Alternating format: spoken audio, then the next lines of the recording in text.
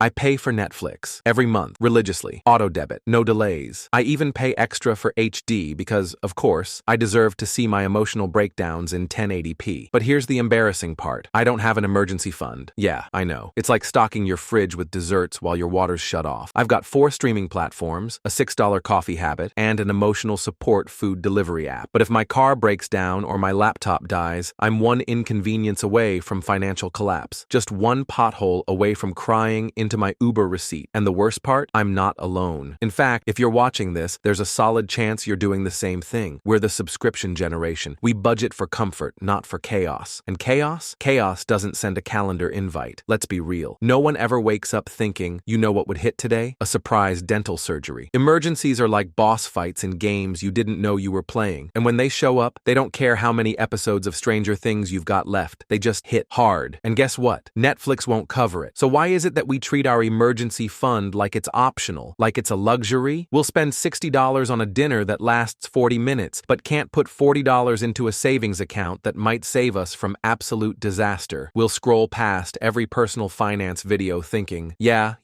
I'll get to it, while our money quietly leaks out through subscriptions, impulse buys, and those mysterious charges labeled miscellaneous. And then, when life throws a punch, hospital bill, job loss, broken phone, we're suddenly Gojo without cursed energy, stylish, but completely powerless. Now, I'm not saying cancel all joy and become a monk with a spreadsheet. I'm not that guy. I'm not telling you to delete Netflix. But let's flip the logic. If I can consistently pay $18 a month for entertainment, why can't I pay myself that same amount for survival? Seriously. Imagine if you treated your emergency fund like it was a subscription. Now streaming, peace of mind, only $20 a month. You'd set it, forget it, and in 6 months, boom, you've got $120. A year, you're at $240. Is that going to solve everything? Number. But it's the difference between panic and plan, between disaster and delay. And the crazy part? Once you start building an emergency fund, something shifts in your brain. You start walking a little taller. You stop sweating over small things. You start choosing purchases instead of reacting to them. That $14 burger doesn't hit the same when you've got goals. Suddenly, you're not just consuming, you're protecting yourself, like you finally put on armor in a world full of financial boss battles. And I get it. Starting is the hardest part. It feels pointless at first. You put away $20 and think, wow, this won't even cover my anxiety meds. But this isn't about how much you save. It's about building the muscle. It's about telling your brain, hey, I take care of us now. Over time, those tiny deposits become a habit. That habit becomes a buffer, and that buffer becomes freedom. Freedom to say no when a job mistreats you. Freedom to take a break when life gets overwhelming. Freedom to face a surprise expense without going into full existential meltdown. And no, you don't need a finance degree to do this. You don't need a 6-figure income. You just need to stop lying to yourself and saying you can't afford to save while spending $200 a month on things that don't even make you feel better anymore. You can afford to save. You just need to prioritize it. So here's what I did. I made a deal with myself. For every subscription I pay for, I match it. Netflix is $18. Cool. $18 goes into savings. Spotify, matched. Amazon Prime, matched. It's not about being perfect. It's about being conscious, being intentional. If I can pay for comfort, I can pay for security. And slowly, month by month, I built a little emergency fund. It's not huge, but it's mine. It's my financial shield, my secret stash, my backup chakra reserve. I may still have 99 problems, but unexpected car repair isn't going to be the one that breaks me. So yeah, I pay for Netflix, but now I pay myself too.